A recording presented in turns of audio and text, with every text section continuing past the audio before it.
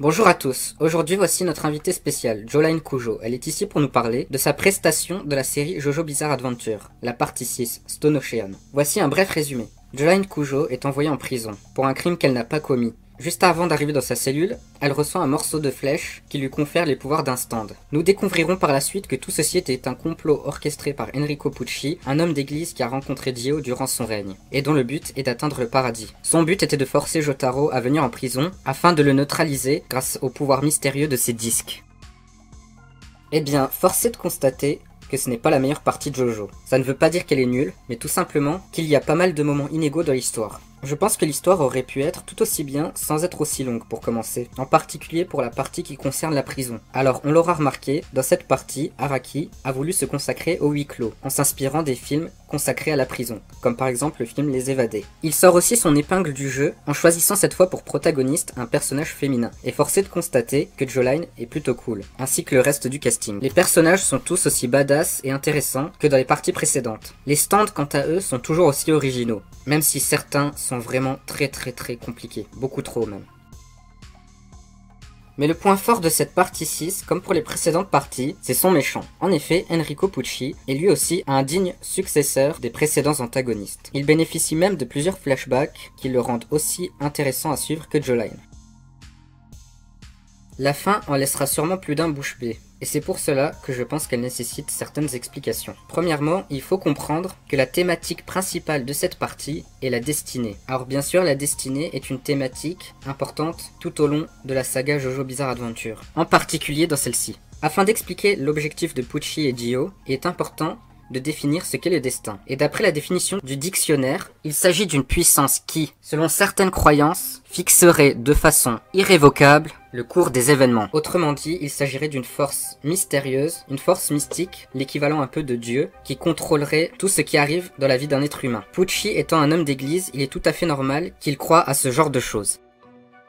En effet, Dio, dans la partie 3, est obsédé par le destin. Depuis sa défaite contre Jonathan Joestar et son combat imminent contre Jotaro se rapprochant, Dio était persuadé que son destin était lié à celui des Joestar. Dio, sachant qu'il devrait affronter Jotaro tôt ou tard, avait accepté son destin. Évidemment, il était persuadé qu'il serait immortel et qu'il vivrait pour l'éternité.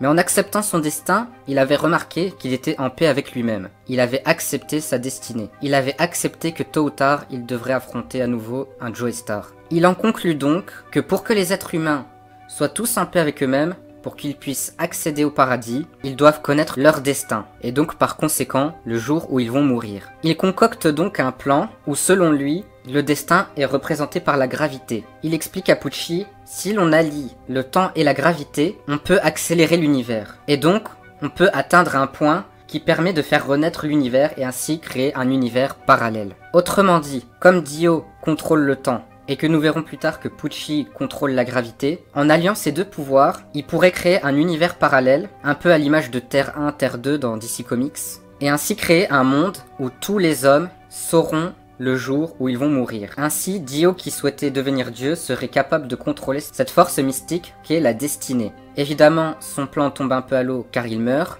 dans la partie 3, mais dans la partie 6, Enrico Pucci fait absolument tout pour que cet objectif se réalise. Et donc, grâce à un os que Dio lui a confié, et en respectant le rituel dicté par celui-ci, Pucci réussit à faire évoluer son stand. Il crée ainsi le stand Made in Heaven. Ce stand est en fait, en quelque sorte, la réincarnation de Dio, ou plutôt de sa volonté d'atteindre le paradis. Nous pouvons donc dire que dans un certain sens, que Jotaro doit à nouveau affronter Dio dans cette partie, même si c'est évidemment Joline la protagoniste de cette histoire et qui est donc l'héritière de ce combat entre les Joestar et Dio. Le but de Joline donc dans cette partie est de briser le destin. On peut voir qu'elle est construite en opposition à Pucci. Pucci est obsédé par le destin, donc le futur. Alors que Joline, elle, est tourmentée par son passé, entre les mauvais choix qu'elle a faits qui l'ont conduite en prison, et le fait qu'elle ne connaisse pas son père. Et c'est cette opposition, la confrontation de ces deux points de vue qui va être intéressante dans cette partie. Car Joline va accepter sa mort. Elle va se sacrifier pour sauver Emporio. Contrairement à tous les Joestar qui jusqu'à présent se sont toujours battus jusqu'au bout contre leurs ennemis, Joline, elle, va faire le choix du sacrifice. Et c'est ceci qui va briser la malédiction des Joestar et leur destinée liée à Dio. Pucci était persuadé que son affrontement final serait avec Joline. Il ne s'attendait pas à ce que ce soit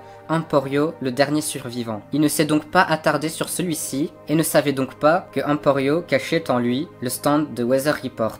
Le seul stand de la série qui lui a vraiment donné du fil à retordre. Et c'est ainsi que Pucci sera vaincu, en affrontant l'ennemi auquel il ne s'attendait pas et donc en n'étant pas préparé. Seulement voilà, Pucci avait déjà commencé dans cet affrontement final la création de ce nouvel univers parallèle. Cet univers étant créé, il ne peut disparaître. Il est juste modifié en fonction de la mort de Pucci. Le fait que Pucci meure et disparaisse à tout jamais fait qu'il n'a jamais existé. Et le fait que Pucci n'ait jamais existé fait que la volonté de Dio n'a jamais existé. Et si la volonté de Dio n'a jamais existé, alors les Joestar n'ont jamais découvert les stands. Et c'est pour cette raison que quand Emporio reprend ses esprits, il se retrouve dans un monde où Joline et ses amis ont absolument tout oublié et ne possèdent pas de stand. Il s'agit en fait d'une sorte de soft reboot. En gros, il s'agit de l'histoire des Joestar s'ils n'avaient jamais rencontré Dio. Et c'est ainsi que se conclut cet affrontement qui a duré plusieurs parties entre Dio et les Joestar.